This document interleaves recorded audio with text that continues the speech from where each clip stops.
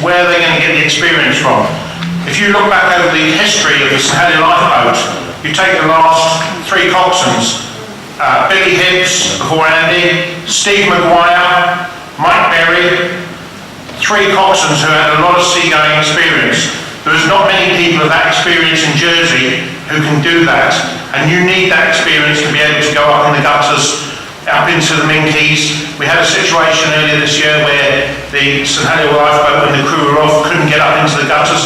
You need experience to run a lifeboat in Jersey.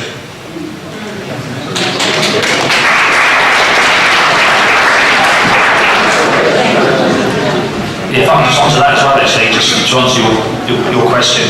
Yeah, it is a good question. It's obviously one that we've given a lot of thought. Whether the RMI are going to come back in a couple of weeks, which I probably think they will. After speaking to Bill Sadler today, we are going to go ahead. Like you said, it doesn't matter how many assets are here, there still will be a place. But maybe at some time, there has to be a decision made of what goes and who goes. I personally think if there's enough public support, the states will have to do something. I just don't see how it can work. But Bill Sadler said to me today, he'd be happy to have both assets, well, as he calls it, and then we'll just have to go from there. But there's no way, I think, without public support, and if we do get it off the ground, which hopefully we will, that it will fail in our side. Thank you very much. Gentleman over there with his hand up, probably a lady, I can't really see. There's a lady. Sorry, can we just go to Senator Ferguson for another answer before we go to the next question? Right. Yes, the other thing, actually, is also a question, sir. We are doing a petition which we are taking to the states. And if the petition is large enough, and if you've all signed it, we can get a sizable number of people signing it, then the states will be asked to support our local lifeboat. And then we will ask for support for a local boat as opposed to the RNLI. And could I just add to that if we do have a local independent RNLI, every pound will stay in Jersey. It won't be going anywhere else, it will be staying in Jersey and spent in Jersey.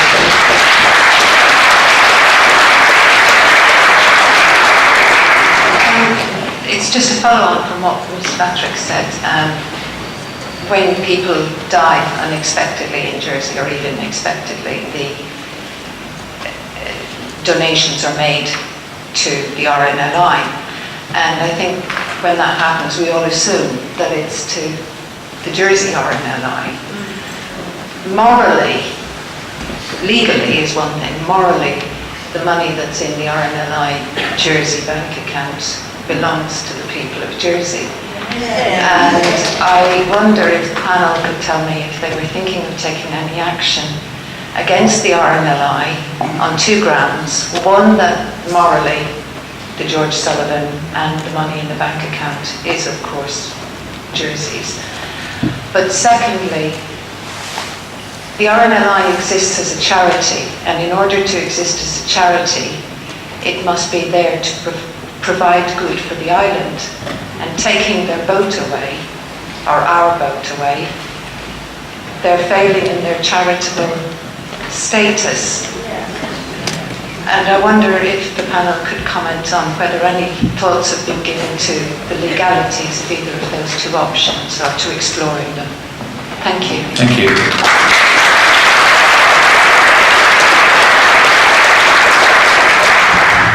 Can I answer part of that, and perhaps one of the committee will answer the rest of it? I had a phone call this morning. I won't identify the person who is in the room, who is a Jersey solicitor, and raised this very point about the fiduciary aspect of funds raised in Jersey by Jersey people for RNLI to be used in Jersey. And his suggestion was that that should be referred to the Attorney General for clarification. Now, I'm not in a position to say any more tonight on that, except that there are legal experts on the island, there are accounting experts on the island, who perhaps might want to follow that one up, and might even be a States member in the room tonight, in the Assembly room tonight, who might want to make a call to the Attorney General, and in an earlier conversation tonight with Senator Burton, she said she might do that. I'll let Andy answer the second part of that question. Large sums of money that is in that restricted fund, and they're not happy at all.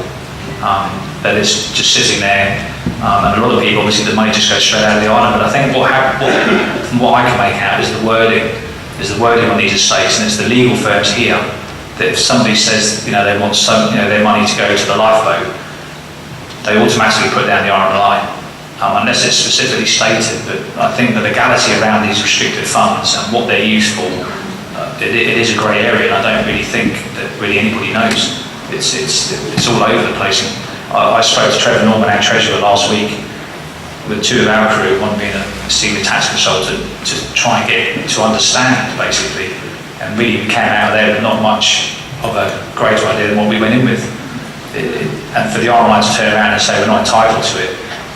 As I said, there's 3 people sitting in this room that I know, their families have left large sums of money, millions of pounds in that fund, and they're not happy at all. In fact, they're actually disgusted. That's what they've told me. So hopefully, as what Sean says, that somebody will look into it, yes. Mr. Phil, do you want to add anything? Yes, I'd like to add any divorce that may happen between the RNLI and the island would have to be an amicable divorce, because we do not need lengthy court battles and the like in anything that might go ahead, one way or the other. And there'd be no winners. I think at the end of the day, things have to be done with common sense, people sitting around the table, because there still will be an RNLI presence in the island, there's the Catarines, and the lifeguards, etc., Torrens Bay, etc. So anything that happens should be done amicably. We mustn't have the hotheads sitting around the table. It has to be done put this way. When our crews go out on a shout, the person in charge on that shout has to make some very difficult decisions, and any divorce that happens should be done amicably, and I hope you all agree.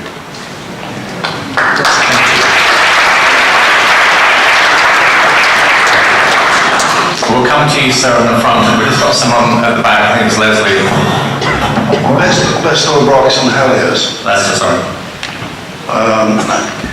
Next May, we've got an election. Can you give us, and I think you should give us, the names of the people who have been interfering in Lifeboat from the state's members? We've got an election next year. Let us hear who their names and who we vote for.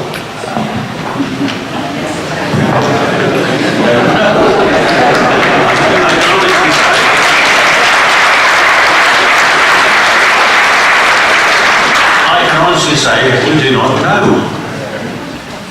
I do.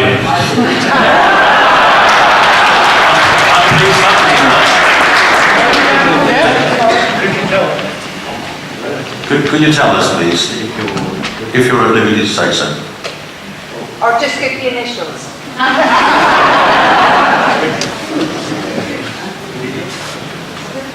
Well, I mean, I know. That's not a fair question. I know that certainly before the vote was taken, discussions were held with fire departments, harbour master, who else, Andy? Well, the council, I'm not sure if the whole council list is actually. States members were Privy. mentioned in the States yesterday, those who were there. Yeah, I think Steve Luce did mention he was there yesterday in the States, but I did watch it, but unfortunately when they're all gesticulating and looking up to heaven, you can kind of turn off after a few minutes.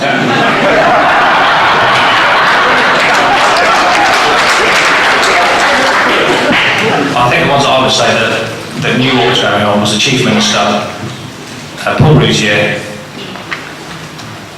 Lyndon Farnham,